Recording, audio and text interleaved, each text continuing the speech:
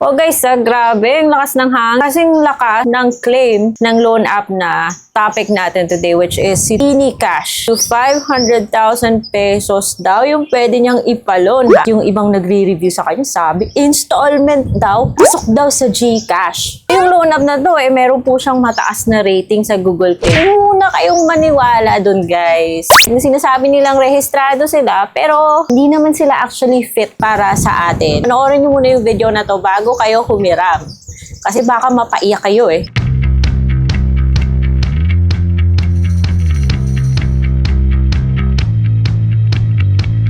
Ito muna tayo sa labas guys kasi hindi ako pwedeng mag-makeup. Wow, lakas ng hangin kasi yung lakas ng claim ni Tini Cash na up to 500,000 daw yung pwede mong utangin. But wag muna kayong magmadali guys. Yung sinasabi nyo na kamukha ni Mr. Cash na parang ginagaya daw si Mr. Cash. Nung sinilip ko yung loan app na to ha, or sabi ko, kapatid ba ni Mr. Cash to? Bakit parang kamukha yung kanilang interface? Hindi po ito sponsored video. Hindi po ako binayaran ng loan app na to at hindi rin ako binayaran ni Mr. Cash para kampihan siya. Hindi po siya katulad ni Mr. Cash. Magkaiba po sila. At least kay Mr. Cash is early pa lang, malalaman mo kung magkano yung kaltas niya. At ikakaltas niya sa loan, hindi tulad dito sa loan app na to na advance siya kukuha ng down.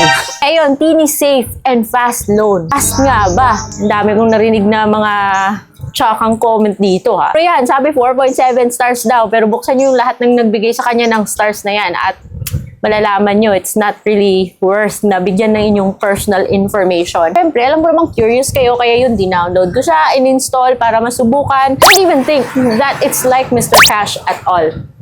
So, ayun mga guys, pagkatapos mo siyang i-download sa Google Play Store, hingi po siya ng phone number. And then, i-click mo yung code para magpadala siya ng code. Tsaka malalagin ka na kaagad. So, walang password, nakakatakot yung ganyan. Lumabas na may 500,000 pesos daw siyang pwedeng ipautang. At syempre, kala ko si Mr. Cash talaga. Para matutumba yung camera ko sa lakas ng hangin dito. Click apply now. Ito. Yun, chinek ko dun sa list of recorded online lending platforms. Sabi niya kasi may registration siya, pero yung loan platform niya, hindi naman kabilang dun sa list of recorded online lending platforms sa website ni SEC. So, pagkatapos mong i-click yung get started, hihingin yung mga information such as your name, your date of birth, your gender, male, female, marital status, email address, tsaka alternative phone number. Hihingin niya rin yung address mo, syempre, we're familiar with that. Income mo bale, at kung saan ka nagtatrabaho. Pagkatapos kung when ka nagsisweldo, ayan. So mga IDs na tinatanggap niya is driver's license, national ID, passport, improved postal ID, PRC, SSSTI, and UMID. At hihingi po siya ng dalawang contact info. Dalawang contact reference lang bale ha. So ayan, lumabas nga na minimum 200,000. So first, yung pala yung mga info na kinuha niya. So hindi nga siya humingi ng payslip ha. 200,000 na agad yung offer niya at saka 12 months daw. Ito yung sinasabi nilang installment. Pero parang too good to be true, walang ola yung magbibigay sa tayo ng ganito kalaki ng basta-basta na lang eh. Hindi ko yung next kasi kahit na ako na curious din. So kung uutang kasi for example ng 500,000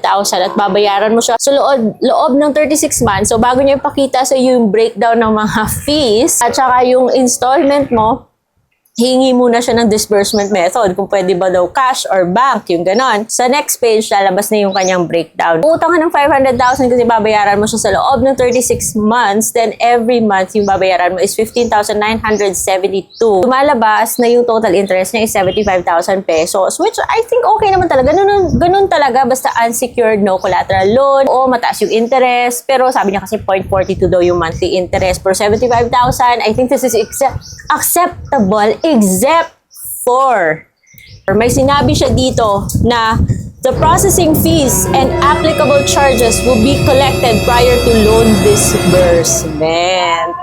Okay lang naman sana yung mataas na interest, pero wag lang yung ganito. Tulad ni Union Bank, 'di ba? Marami nagrereklamo na mataas daw yung processing fee, pero kinakaltas naman niya dun sa proceeds. Kahit na si Mr. Cash, kinakaltas niya rin sa proceeds. Huwag tayo sa mga loan apps na kukolect agad ng processing fee. Ikaw na nga yung nangangailangan ng pera pagkatapos magda-down ka pa.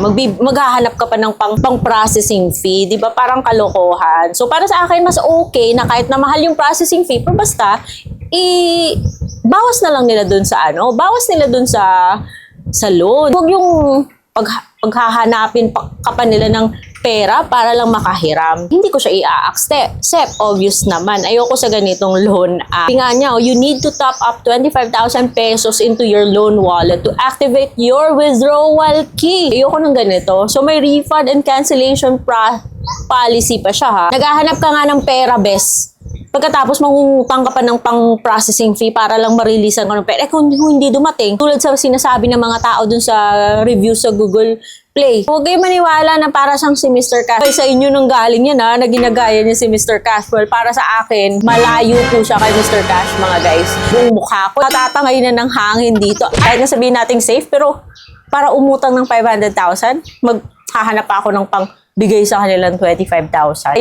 Ayoko sa ganito mga loan apps, guys. Dapat, bago nyo i-take yung isang loan app, huwag yung pindot ng pindot kasi baka in the end, magsisisi lang kayo. So, always study the loan terms and agreements. Kailangan tinitingnan nyo yung mga breakdown ng mga fees bago nyo i-accept yung term. May mga loan apps na pag in-accept mo na yung term at pinadala na yung pera, then wala nang urungan yan, guys. Tindihin muna kung ano ba yung mga offer nito. Meron ba siyang mga advance charges?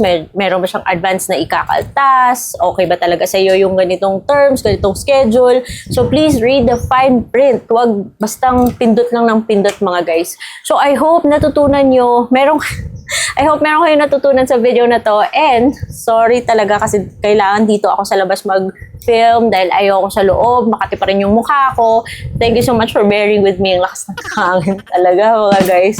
So see you on my next vlog. Bye!